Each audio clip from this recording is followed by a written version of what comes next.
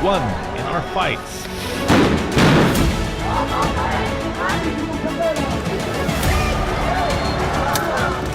One beyond borders. One beyond our race. This could be one in the face of adversity. We are one, you and I, and it's our right to know how and why. WION, you are more connected than you know.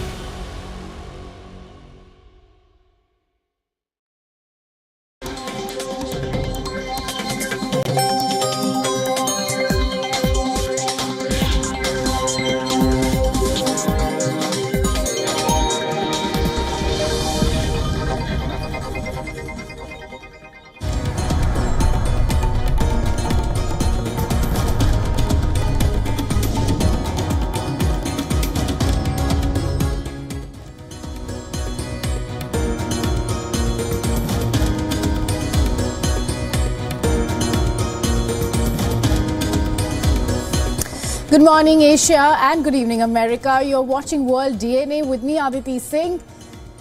And I'm Raisha Sehgal. On the show today, we'll get the latest on how Israel's Supreme Court has struck down Netanyahu's judicial overhaul law. The judges ruled on Monday by a slim majority of 8-7 that the law would severely damage Israel's democracy. The question being, how will this impact Netanyahu, especially at a time when Israel is at a war with Hamas? And we will also get you all the latest from Japan, where a 7.5 magnitude earthquake struck central Japan on Monday. In the latest, Japan has dropped highest level tsunami warning as well, but the residents in coastal areas have been told not to return to their homes. We'll get you all the latest on all these top stories. A lot more lined up on World DNA this morning, but first, the headlines.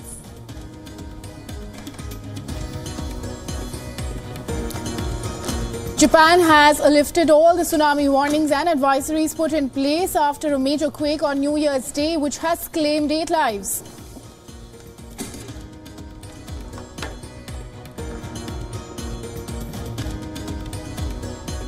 Russian President Vladimir Putin says Moscow will intensify strikes on military targets in Ukraine after an unprecedented Ukrainian attack over the weekend on the Russian city of Belgorod.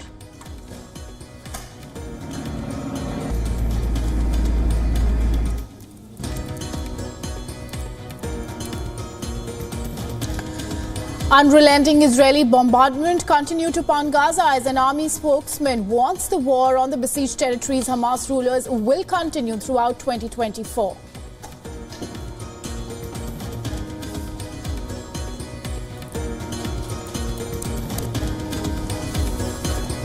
Israel's top court rules against a key component of the government's controversial legal overhaul, which challenged the powers of the judiciary and sparked mass demonstrations in the country.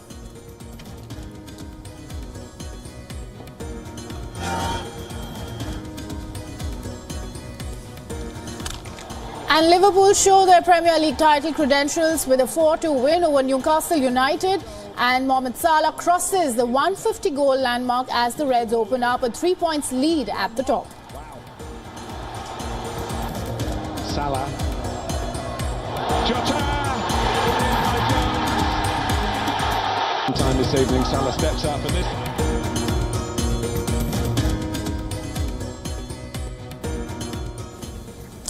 And a top focus in World DNA. Rising Israel-Hamas tensions in West Asia are playing out on a new maritime front. The war in Gaza has spilled over into the Red Sea, with the Houthis attacking commercial vessels in the globally critical waterway. And now there's a new dimension emerging, and according to Iran's state news agency, Tehran's Alborz warship has now entered the Red Sea through the strategic Bab el-Mandeb Strait. It added that Iran's naval fleet has been operating in the area to secure shipping lanes and to repel pirates since 2009. Now, the deployment of Iranian warship into the Red Sea comes at a time when the U.S. Navy announced the USS Gerald R. Ford aircraft carrier strike group will be heading back to America, and months after being deployed in West Asia to provide protection for Israel on the sea. The Ford and the USS Dwight D. Eisenhower aircraft carriers have been part of a two-carrier presence bracketing the Israel-Hamas war, underscoring U.S. concerns that the conflict will widen.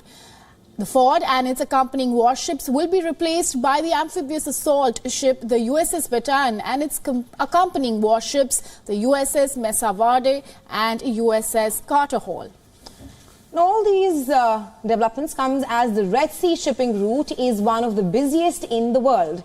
Well, there are thousands of ships transiting through this stretch of water daily, crossing 2 of the 10 most strategic waterways in the world. We're talking about the Bab el-Mandab Strait at the sea's southern entrance and Egypt's Suez Canal in the north. And since November, the Houthis have targeted multiple shipping vessels, which they claim are Israel-affiliated. Now, the Houthis claim that their attacks across the Red Sea are a response to Israel's ongoing military operations in Gaza that have killed thousands and triggered an unprecedented humanitarian crisis in the war-torn enclave. The former spokesperson of the Houthis said that the Yemen-based group, which is threatening global trade routes, can be expected to eventually strike Tel Aviv as well.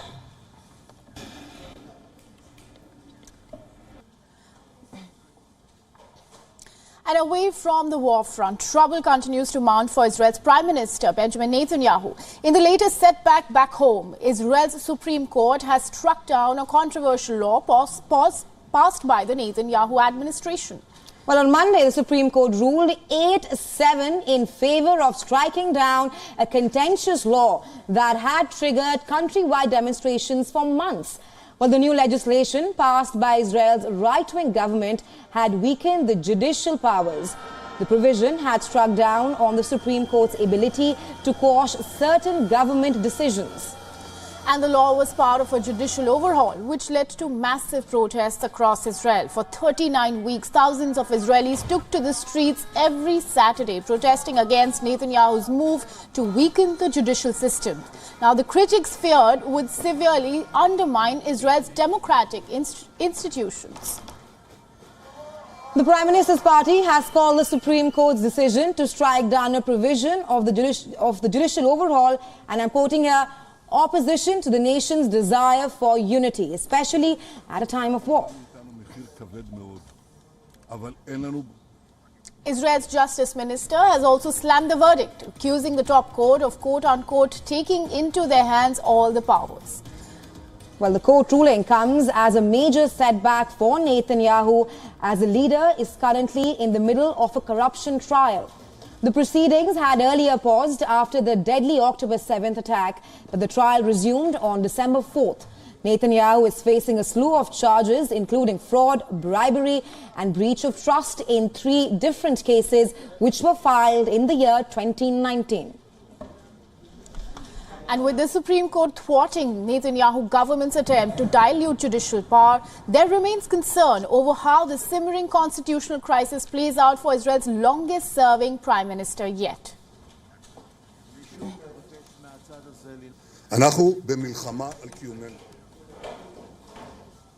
And for more on this, we are now being joined by Colonel Rich Outson, Senior Fellow at the Atlantic Council and the Jamestown Foundation, and he's joining us live from Washington, D.C. Welcome to the broadcast, Colonel Outson. Always a pleasure to have you here. Good to be with you. Right. Now, Colonel Outson, after months of widespread demonstrations, the law has finally been struck down. The question being, is this the end of the matter for both the public and Netanyahu's government in Israel? I don't think so. The timing of this is interesting. Of course, the judicial calendar does not always line up with the geopolitical calendar. And the fact that Israel is engaged in a major conflict at the moment, the war in Gaza, at the time that this comes to fruition, this new judicial decision, is a sensitive matter. I think most Israelis are united in wanting to see Israel take care of its security concerns with regards to Hamas and its ability to attack Israel and conduct terror operations. And yet, the majority of the Israeli population was also very much against this judicial reform. So I think in a democracy, it's messy. And I think that what we see coming out now is not necessarily going to sway the course of the conflict that we see, but it is definitely swaying the course of Netanyahu and his coalition's ambition for this radical judicial reform they've been pushing for. And Mr. Outson, how will this verdict make matters worse, or rather impact the Israel-Hamas war?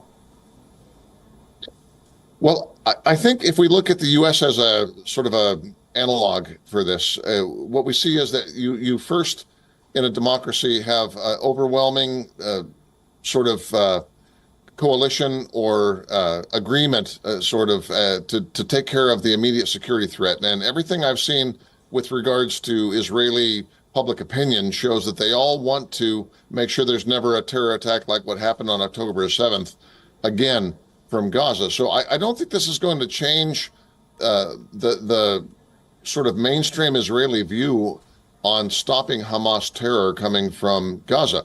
And yet I think this is definitely heavy handwriting on the wall for the Netanyahu administration with regards to their very ambitious goals for rewriting the social contract in Israel. So I think this is not today's business, but this is the day after tomorrow's business, and it has very big implications for Netanyahu personally. All right, Colonel, you speak of how this will have implications on Netanyahu personally, and the verdict comes at a very precarious time in Israel when the country is at war with Hamas, and we've seen plummeting popularity of Netanyahu itself in the country. But talk to us about the impact of this verdict on Netanyahu's corruption cases. He has a bribery case and 3 different cases which were filed in 2019.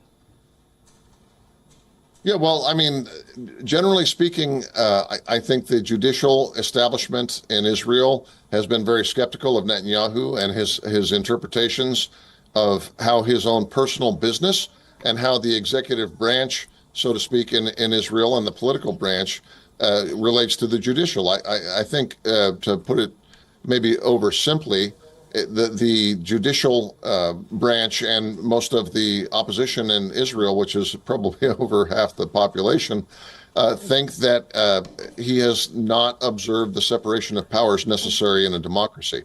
So I think what we'll see is, the same sort of thing that happened ultimately with previous Israeli leaders who overstepped kind of their domestic mandate. And now, look, I want to make this point. In Israel, there is a strong consensus on self-defense. There's a strong consensus on defending yourself in war and against terrorism. But there's also a strong consensus that no political leader is above the law. And I think there's a real chance that this is a sort of a bellwether marking that the Israeli general body politic views that Netanyahu has overstepped that. Turn of events out there in Israel at the moment, but thank you so much, Colonel Outson, for joining us and sharing us with us your insights. Thank you for your time. Thank you. Thank you very much. Now, moving on, unrelenting Israeli bombardment rocked Gaza on Monday, and this comes in the backdrop of the Israeli army spokesperson saying that the war on Hamas leaders in Gaza would continue well into 2024 as well. When the latest, Israel has started to withdraw some forces from Gaza towards shifting focus to more targeted operations against Hamas. Moreover, the Israeli Defense Forces are partially returning reservists to civilian life. Well, an IDF spokesperson said 2 reservist brigades would be released this week. Take a listen. In accordance with the recommendations given by the IDF and the defense establishment, we will soon be able to return communities home in areas within a range of 4 to 7 kilometers north of the Gaza Strip. The first group of 7 communities has already decided, and they have received the message. Kibbutz Dorot, where we are right now, is one of them. Now, another official said that the military is now entering the 3rd phase of the operation, and tanks and troops have largely taken control of the Gaza Strip. And even though Palestinian gunmen are still ambushing people from underground tunnels and bunkers. Meanwhile, an Israeli bombed the Gaza Strip on Monday. Gaza's health ministry said that the attacks had killed 156 people. Drone footage shows destruction of a residential building in Deir el-Balah in central Gaza following the airstrike.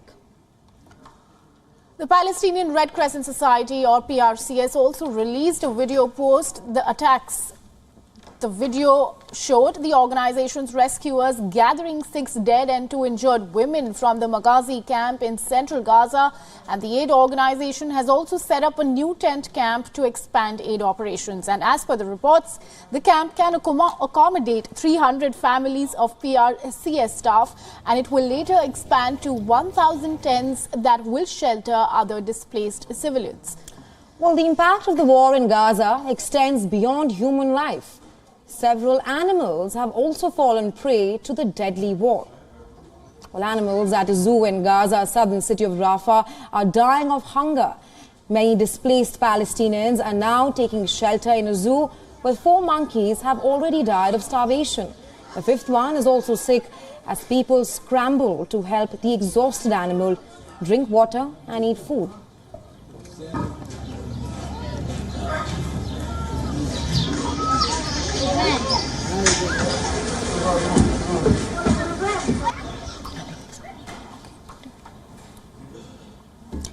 All this comes amid a major ongoing judicial crackdown in Israel, and Israel's top court ruled Monday against a key component of the government's controversial legal overhaul.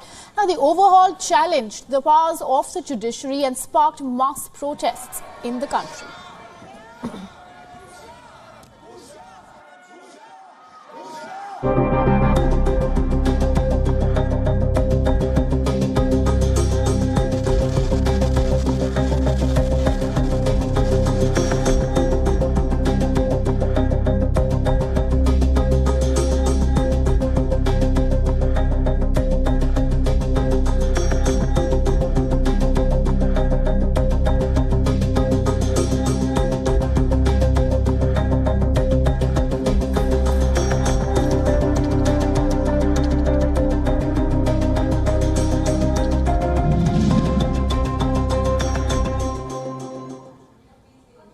Well, a series of strong earthquakes jolted Japan on New Year's Day, triggering 5 feet or 16 feet high tsunami waves. Japanese officials are urging residents to evacuate immediately. Our next report brings you all the details. Take a look. A powerful earthquake hit central Japan on Monday. Residents rushed to evacuate from coastal areas as the quake, according to public broadcaster NHK, triggered waves of more than 3 feet along parts of the Sea of Japan. It also destroyed buildings, knocked out power to thousands of homes, and disrupted flights in the region. Following the quake, which had a preliminary magnitude of 7.6, the Japan Meteorological Agency has issued tsunami warnings for the coastal prefectures of Ishikawa, Niigata and Toyama. The major tsunami warning was the first since 2011. Russia has also issued tsunami warnings in its far eastern cities of Vladivostok and Nakodka. Tourist Baldwin Chia experienced the quake from Japan's Alps. So the whole room was shaking, the TV was shaking. I had to keep everything on the table. I did feel safe in my room though, but everything else was shaking. Japan's Prime Minister Fumio Kishida said on NHK that authorities are assessing the extent of any damage and residents need to prepare for more potential tremors. A Japanese utilities provider said that more than 36,000 households had lost power in Ishikawa and Toyama prefectures. Now, let's talk about some news coming in from Bangladesh. On Monday, a court in Bangladesh sentenced Nobel laureate Muhammad Yunus to 6 months in jail for violating the country's labor laws. And while Yunus's sentencing is termed as politically motivated by supporters, let's take a look at why Sheikh Hasina government wants the economist behind the bars ahead of the general elections. Well, the 83-year-old economist, credited with lifting millions out of poverty with his microfinance bank, Grameen, had earned the wrath of Sheikh Hasina, who even went to the extent of accusing him of sucking blood from poor people. Yunus also won the Nobel Peace Prize in 2006 for his anti-poverty campaign, earning Bangladesh the reputation of being the home of microcredit through his bank, which he founded in the year 1983. Now, this verdict that comes just days ahead of January 7 general elections in Bangladesh ordered Yunus, along with other 3 executives of the social business company, to serve the prison sentence. And the 4 convicted were also slapped a 25,000 fine, which is approximately USD 227. Now, individually adding that they would have to serve 10 more days in jail in case of a default. Now, soon after the judgment was passed, Yunus and 3 other executives sought bail, which the judge granted immediately for a month in exchange for a 5,000 bond. Now, under the law, all 4 can appeal against the verdict in the High Court. But this is not the first time that Yunus has been charged for violations. In 2011, Bangladesh Central Bank forced him out of Grameen Bank on the grounds that he had served beyond the mandatory retirement age of 60. Well, in 2013, the authorities accused Professor Yunus of evading taxes on overseas income, which supposedly included his Nobel Prize award and royalties from a book as well. And Yunus is facing more than 100 charges over labor law violations and alleged corruption. And he even told reporters after one of the hearings last month that he had not profited from any of more than 50 social business firms he had set up in Bangladesh. Now, back in August, 160 global figures, including former US President Barack Obama and former UN Secretary General Ban Ki-moon, published a joint letter denouncing the continuous judicial harassment of Yunus. Well, the signatories included more than 100 of his fellow Nobel laureates who said that they feared for his safety and freedom. And analysts say Hasina's grudge against Yunus has a lot to do with what they call a tactical blunder. Riding on his popularity as Bangladesh's first ever Nobel laureate, Yunus in 2007 founded his own political party, the Nagorik Shakti, and he was soon touted as a potential leader of a caretaker government to oversee the general elections. However, he abandoned plans to contest elections a few months later, citing a lack of support for his new political movement in the country. Nevertheless, the following year, Hasina's administration began a series of investigations against Yunus. And critics accuse Bangladeshi courts of rubber stamping decisions made by Hasina's government, which is all but certain to win another term in an election boycotted by the largest opposition party, the BNP. Now, her administration has been increasingly firm in its crackdown on political dissent, and Yunus's popularity among the Bangladeshi public has for years earmarked him as a potential rival.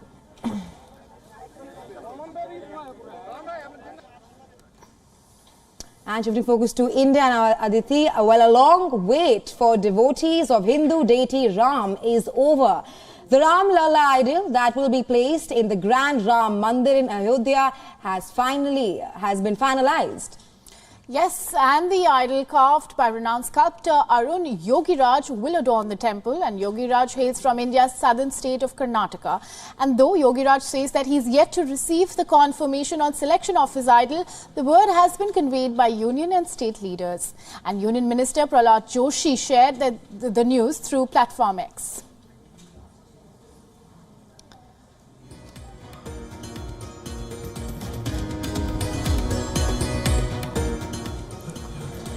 This was followed by former Chief Minister of Karnataka, B.S. Yedurappa. Yogiraj's idol was among the 3 final sculptors in the race.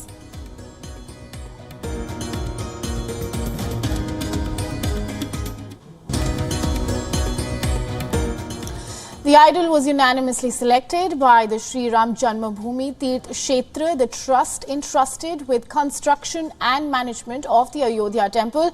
Now, the trustee says that the idol got everyone's eyes fixated on it.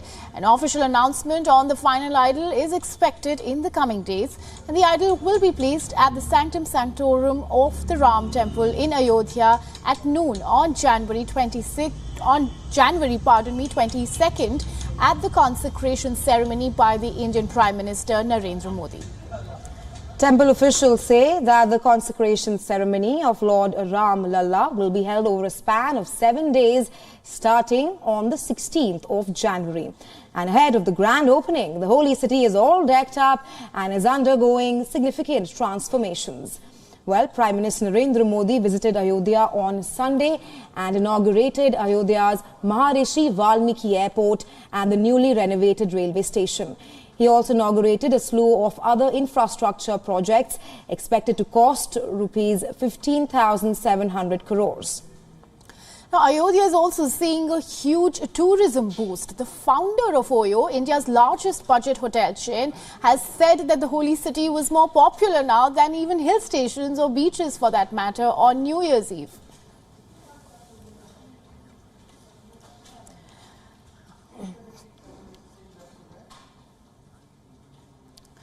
And now it's time for a quick break.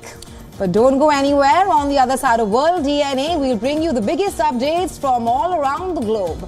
On the other side, in a tragic turn of events, early on Monday, 2 people lost their lives and 5 others were injured following a crash in the city of Rochester in New York. The incident occurred early Monday following a New Year's Eve concert.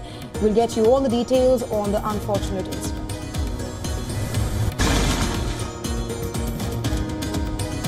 Also on the other side, tragic news coming in from the Indian state of Gujarat. A 3-year-old girl who had fallen into a borewell and was later rescued by first responders has now died in transit to a hospital. We'll get you all the details right after the short break. Stay tuned.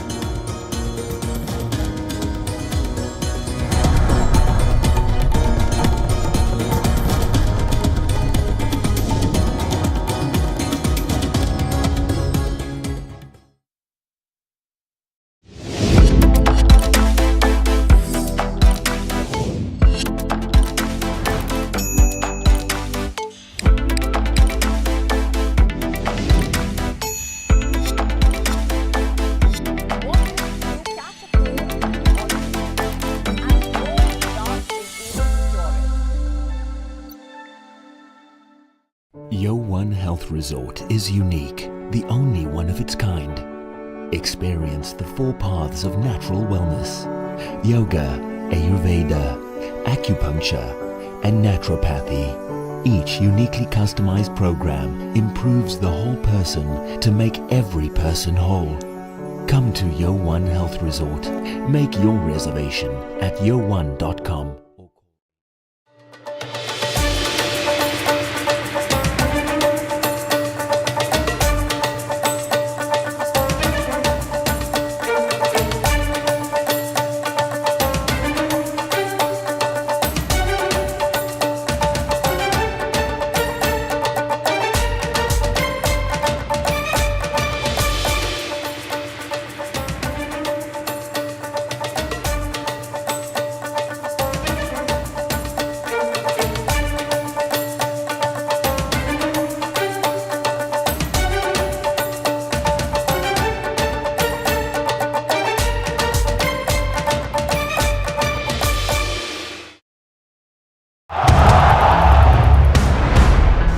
Everyone loves a contest.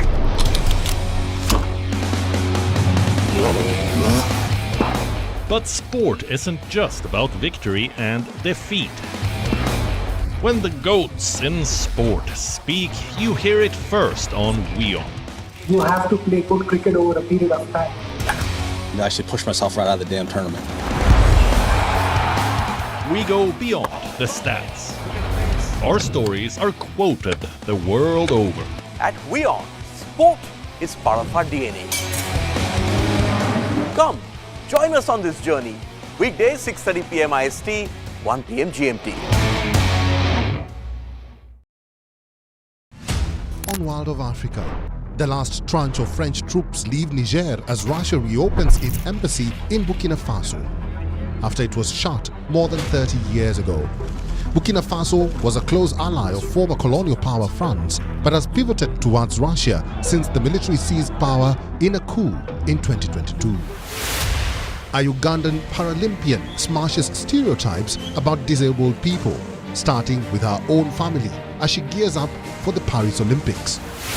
And meet Kenya's most lauded sculptor, whose gigantic stone sculptures have been displayed all over the world, but believes that African art still has not won the recognition it deserves.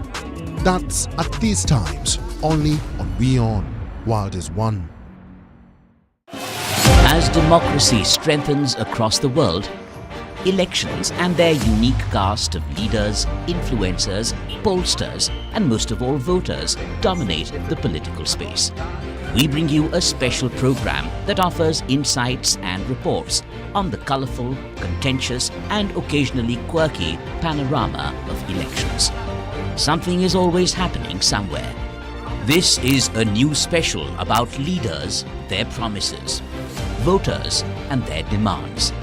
A show that tells you all about the rules of the race, cutting through the rhetoric to bring you the reality, cutting through the populism to bring out the policy at play. The show that keeps you updated on the twists and turns, the hits and the misses. Watch Race to Power on WION World is One. From the bustling trading floors of Wall Street to the vibrant exchanges of Asian stock markets, WION breaks it down for you to make sense of what's happening, as we reveal the key factors behind events, strategic battles, and the game-changing business decisions that shape the world. We bring you all of this and more on World Business Watch.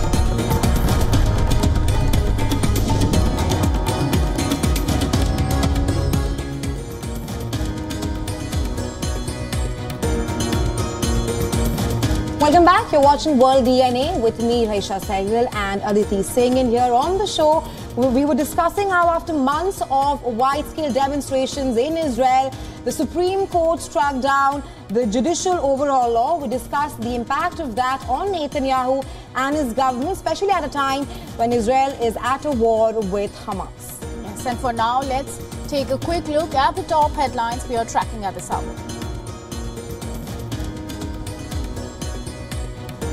The death toll from an earthquake that struck Japan on New Year's Day has risen to 8 as authorities continue the struggle to assess the full extent of the disaster.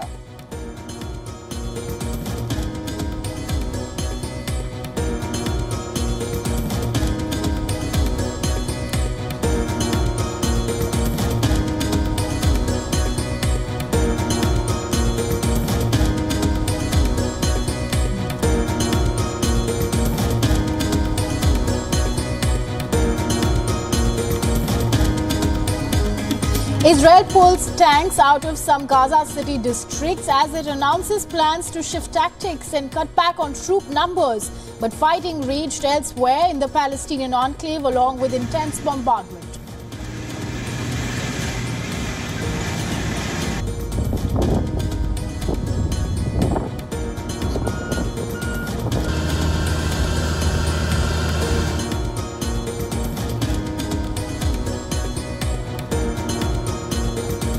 Japan struggles to assess the full extent of damage from an earthquake that struck its west coast, killing at least 8 people and collapsing buildings and roads and knocking out power to swathes of homes in freezing temperatures.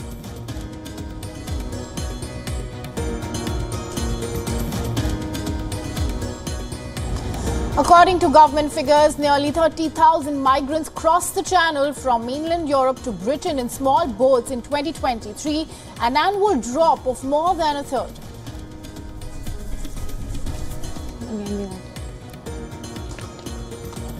Liverpool show their Premier League title credentials with a 4-2 win over Newcastle United. Mohamed Salah crosses the 150-goal landmark as the Reds open up a 3-point lead at the top. Salah.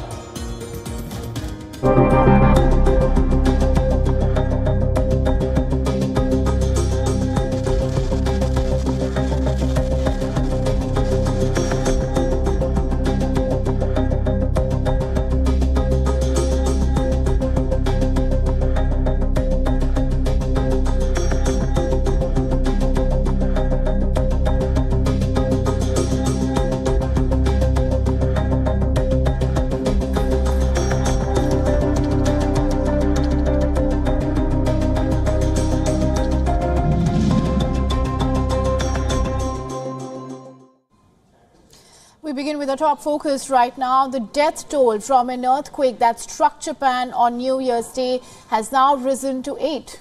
And this as authorities continue the struggle to assess the full extent of the disaster.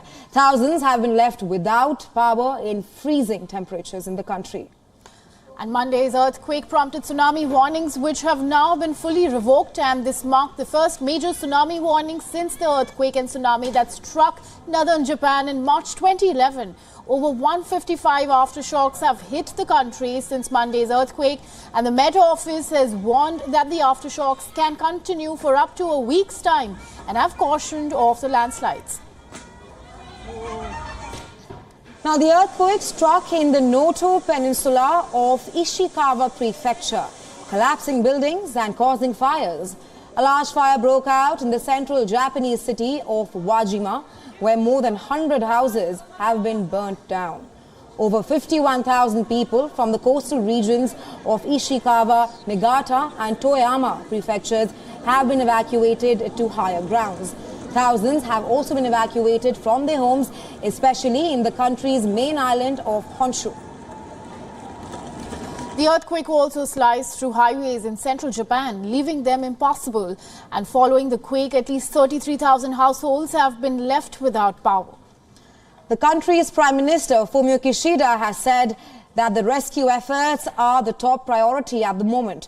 Well, as per Japan's Defense Ministry, over 1,000 military personnel have been deployed to help in the rescue efforts at the moment.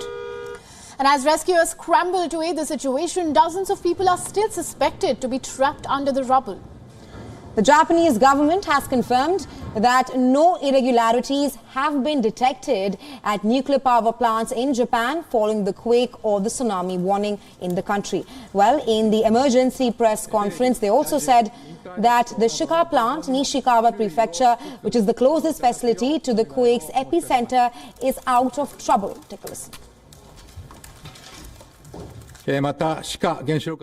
Beginning with the Shika nuclear power plant, closest to the epicenter, there are currently no reported irregularities with nuclear power plants. And in response to the earthquake, the Indian Embassy in Japan has set up an emergency control room to assist those affected. The embassy has enlisted numbers and email IDs for the Indian nationals in distress. The tsunami warnings after the quake travelled through till Russia and South Korea too. The South Korean government Met administration is on a continuous lookout for possible sea level changes along the east coast. Meanwhile, in Russia, a tsunami threat has been declared in various eastern cities that faces Japan's western coast, though the warnings in the two countries have not prompted any evacuations.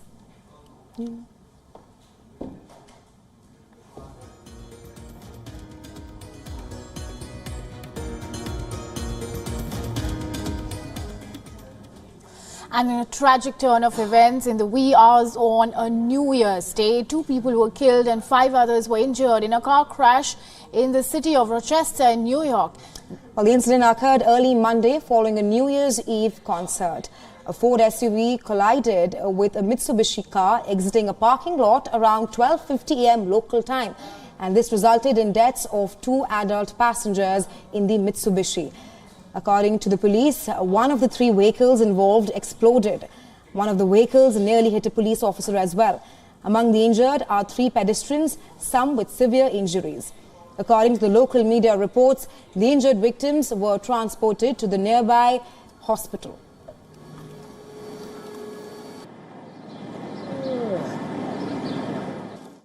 An eastbound Ford Expedition struck a Mitsubishi Outlander that was exiting a nearby parking lot. The force of the collision caused the 2 vehicles to go through a group of pedestrians that were in the crosswalk and then into 2 other vehicles. There was a large fire associated with the crash that took the Rochester Fire Department almost 1 hour to extinguish. As a result of the collision, 2 occupants in the Mitsubishi Outlander were killed, and the driver was transported to Rochester General Hospital in non-life-threatening condition.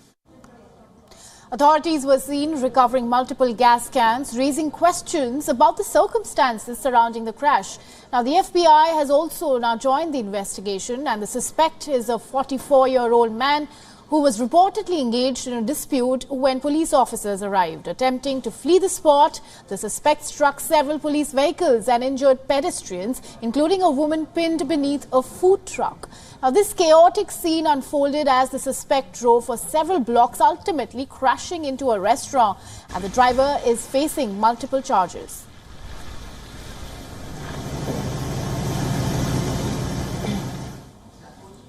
And tragic news coming in from the Indian state of Gujarat, where a 3-year-old girl who had fallen into a bore well and was later pulled out by first responders has now died in transit to the hospital. And this incident occurred on the 1st of January in Gujarat's Dwarka district. Now, the girl, identified as Angel Sakra, was playing in the front of her yard of her family's residence around 1 p.m. when she fell into an adjacent borewell. Now, Angel was pulled out alive after a grueling 8-hour joint rescue operation by the Indian Army and the National Disaster Response Force, but the girl died on the way to the hospital. And according to the resident medical officer at the site, the primary cause of death has been identified as asphyxiation, which is due to a lack of oxygen at the bottom of the deep borewell.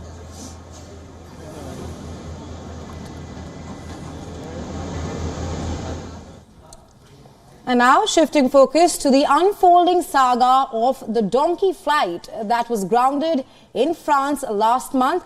The police have now traced the missing 2-year-old boy who was on board the Nicaragua-bound flight. And the aircraft carrying 276 passengers was grounded in France for 4 days over suspected human trafficking. And news reports claim that the 2-year-old boy from Gujarat was unaccompanied during the flight and was untraceable. Now, police from the Indian state of Gujarat claims that it had checked the records of the passenger and found that the boy had already returned home with his parents. And about 60 passengers on the donkey flight are reported to be from Gujarat. And these passengers are being questioned by the state's criminal investigation. In a bid to unearth an alleged illegal immigration network operating in Gujarat. In related news, the U.S. Customs and Border Protection data reflects a concerning trend. Well, 730 unaccompanied Indian children were found abandoned at the U.S. border checkpoints. This extends to a 233% increase in the number of unaccompanied Indian children found abandoned on the U.S. borders, that is between 2020 and 2023. Now, most of these children are between 10 and 14 years old. That's the age bracket of the unaccompanied and abandoned children, with instances of kids as young as 4 years also being found.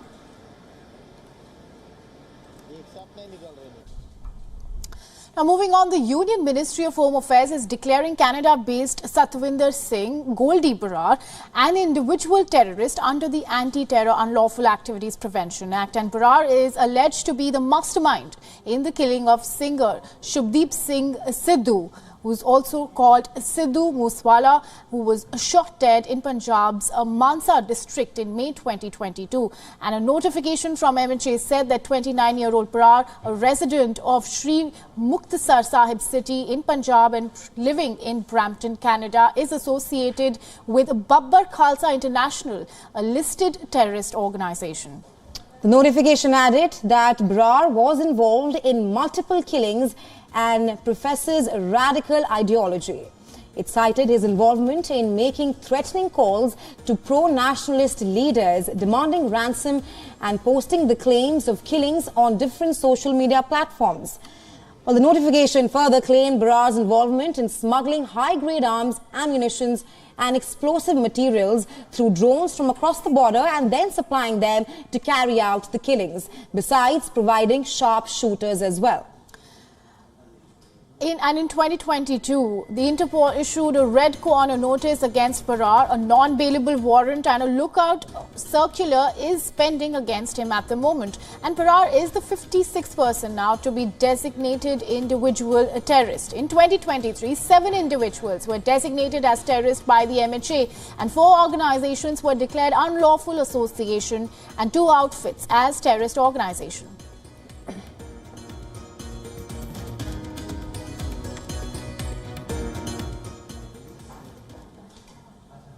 And as the Indian state of Uttar Pradesh gears up for the inauguration of Ram Temple in Ayodhya, the birthplace of Lord Ram, scammers are using this historic occasion to scam innocent pilgrims.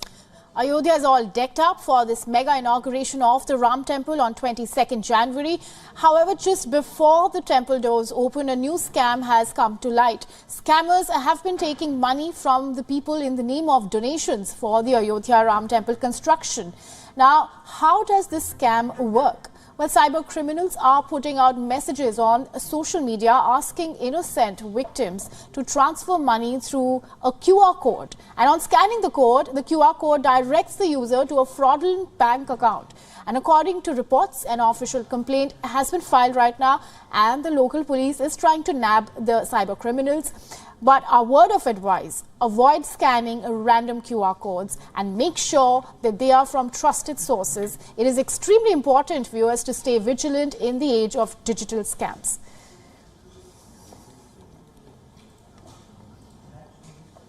Now the news from the world of technology. UPI has been one of India's great success stories. Well, it is now among the top payment methods in the country. Yes, and to improve user experience, the Reserve Bank of India has announced new UPI updates and changes to the UPI payment structure. Now, do you have a UPI account that you haven't used in a while? Well, you should know that you may soon not be able to use it. In other words, you could lose access to UPI accounts that have been inactive or for more than a year. And this as per the directive of the National Payments Corporation of India, commonly known as NPCI. NPCI has asked payment apps like Paytm, Google Pay, PhonePe and banks to disable UPI IDs and numbers that have not been used for transactions for over 12 months. You might be wondering why. Well, the NPCI aims to curb accounts and the potential misuse of such accounts. Meanwhile, the NPCI has set the daily payment limit for UPI transactions at 1 lakh Indian rupees, that's approximately $1,200. However, the UPI transaction limit for hospitals and educational institutions is 5 lakh Indian rupees, that's around $6,000. Not just that, the Reserve Bank of India is planning to introduce a nationwide UPI ATMs. UPI ATM eliminates the need for a physical card while withdrawing cash from the ATM directly. It allows the users to withdraw cash by scanning a QR code. Not just that, the Indian government is also planning to introduce a 4-hour time limit for users making first payments over rupees 2,000 to new recipients. Now, the proposed 4-hour time window will allow users to reverse or modify transactions initiated with someone they haven't transacted with before, adding an extra layer of control and security.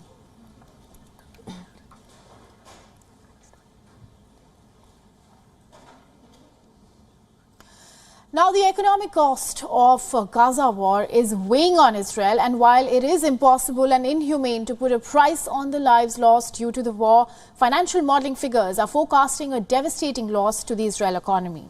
Well, the question being, will the financial impact of the war lead to an end to the hostilities? Our next report gets you a complete picture. Take a look. As the war in Gaza rages on beyond 87 days, the toll on both sides is becoming increasingly evident. In Gaza, over half of the buildings and 2/3 of homes are damaged or destroyed. More than 21,000 lives lost and 1.8 million people displaced. This is according to the Gaza Health Ministry.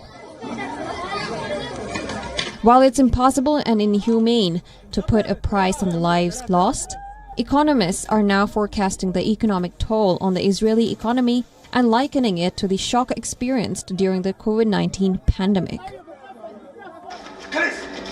Government spending has skyrocketed since October 7, with over 220,000 reservists deployed, taxing an economy already facing challenges.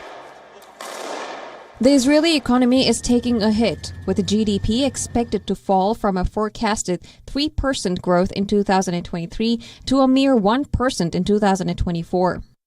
Some experts even anticipate contraction for the Israeli economy. And it's not just the macroeconomics. The high-tech sector, often considered the engine of Israel's economy, is grappling with the consequences. Reservists, many of whom work in tech, are torn between their military duty and their roles in research and development. As policymakers debate the war's duration, ordinary Israelis are concerned about its economic fallout. A recent poll shows that 45% of Israelis fear economic hardship due to the conflict. Israel has a resilient economy, but the challenges posed by the war, coupled with pre-existing issues, have left workers idle, construction halted, and tourism at a standstill. As for day 87 of the war, Israel is expected to have lost close to $20 billion in decreased tax revenue and will continue to lose around $220 million per day until hostilities cease. While we examine the grim numbers and the devastating visuals from Gaza, it's crucial to remember that the true cost of the war in Gaza is not just financial. It is measured in lives lost and unimaginable human suffering. Bureau Report, WION, World is One. Now the business news. Are the Western sanctions on Russia finally hurting the country's trade? Well, the latest data on India's crude imports from Russia attests to this scenario. And according to data intelligence provider, now there are 6 tankers carrying Russian so-called grade oil were unable to supply to India, and because of payment issues amid increasing sanctions on Moscow, India's crude oil imports from its a major source, Russia, plummeted in December to their lowest level since January 2023. Now, oil imports from Russia have slowly but surely fallen from an all-time high of 2.15 million barrels per day in May, and the crude imports have fallen dramatically to 1.48 million barrels per day between November and December.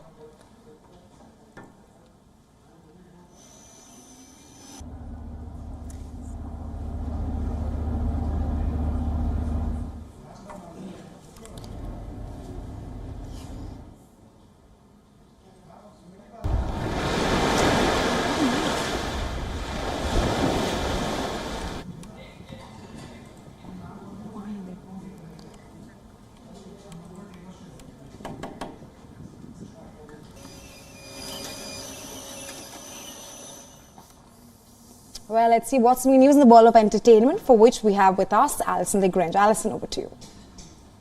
Hello, I'm Alison Lagrange, coming to you from Durban, South Africa. First up, let's get you the biggest stories from the world of entertainment. Mexican actor Ana Ofelia Murguia, who gave voice to the character of Mama Coco in the popular Pixar film Coco, breathed her last. She was 90 years old. Mexico's National Fine Arts Institute announced the news without providing a cause of death. Coco, which released in 2017, brought Murguia to an international audience late in life. But the actor had a long acting career in Mexican films, television, and on stage. Leigh McCann, the legendary jazz pianist, has died at the age of 88. He is perhaps best known for the protest song Compared to What. His manager confirmed that he died in Los Angeles, but no cause of his death was given. Last week, he had been hospitalized after contracting pneumonia. Singer and songwriter Dua Lipa is currently in India, enjoying her New Year holidays in Rajasthan. The singer has been making the most of her time in the country and has been treating her fans with picturesque photos on social media. In her latest post, she expressed how grateful she was to end the year in India. As the Grammy voting draws to a close, renowned producer Hit Boy and his father, rapper Big Hit, hope to celebrate a Grammy win together for the first time. More details in our next report. Music producer Hit Boy has several accolades to his name, and now he's eyeing another Grammy. If he wins this year, it will not only make him a 4-time Grammy winner, but would also be his first in the Producer of the Year category. The 2024 Grammy Awards are special for the artist for another reason as well. He will be seen at the awards in the presence of his father, Big Hit, who after spending almost a decade in prison in a hit-and-run case, was released in May. Not many know that Big Hit was behind bars for most of Hit Boy's life. The 52-year-old had spent 20 years in prison prior to his 9-year jail stint. Ever since his release from prison, the father-son duo have been working on collaborative music projects. Big Hit recently released his debut project, The Truth Is In My Eyes. Much to his joy, Hit Boy was the executive producer of his album. Talking about how significant this moment has been, Hit Boy said, and I quote, "Being in elementary school telling people me and my dad were going to make music together one day when he's back out on the streets," unquote. Despite several offers, Hit Boy has insisted on releasing his father's music independently, and this decision has set them apart in the music industry. A Grammy win will mark a new era for Hit Boy, not just as an artist, but also signal the start of a new journey with Big Hit. Bureau Report, WION World is One. That's all from me for today. For now, it's back to our new daily studio. And with that, we call it a wrap. Thanks very much for staying with us. You're watching World DNA. And on the other side, we'll get you more news and updates, so don't go anywhere and stay tuned.